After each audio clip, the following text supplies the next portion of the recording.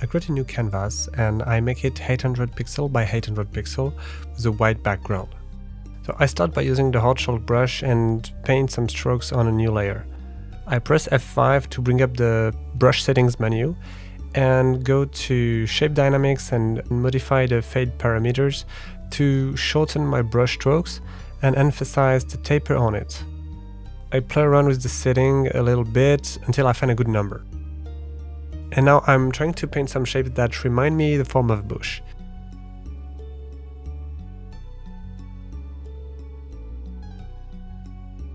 And now that I'm happy with the results, I select the pixels with the selection, go to Edit, Define Brush Preset, rename it, and now I bring it back up with my other brushes. And I can start to play around with the setting a little bit. First thing I want to do is increase the spacing as well as the scatter.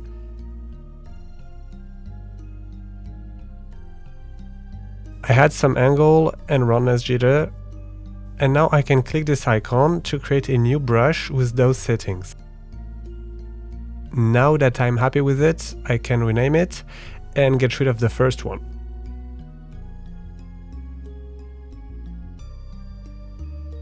After trying it out a little bit, I think this new brush can be a cool addition to the painting and help me create decent vegetal patterns. As you can see, in conjunction with the color dynamics parameter, it does the trick quite well.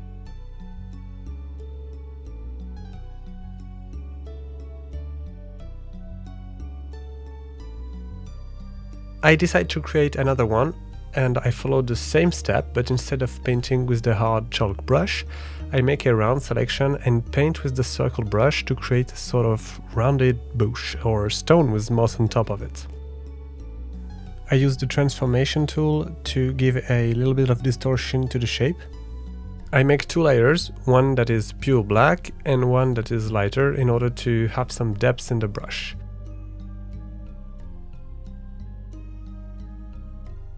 After playing around with the parameters a little bit, in the same way that we did beforehand, I rename the brush and add it to the collection. Then I get back to the painting and experiment with it.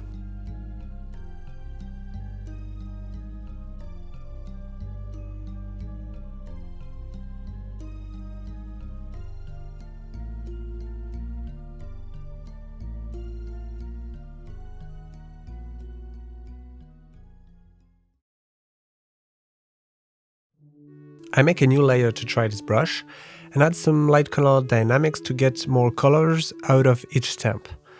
After that, you can see me locking the transparency of the layer. In effect, this means I cannot paint anywhere else than the pixel from this layer.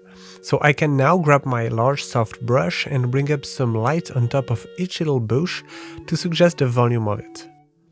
Then I can take my lines brush, for example, to soften some edges, add a drop shadow and more variety in the shapes. Being able to make your own brushes when you need something specific, I think it's very important. I have tons of brushes that I'm not showcasing in this course because they were one-time use. But sometimes, just like the leaves brush or the square brush, they just join my collection permanently, if I can say. Because I find so many useful use cases for them and I like them so much that they're just part of the brush pack now. That's why I think experimenting yourself will help you find defining tools for your own painting and ultimately your own style.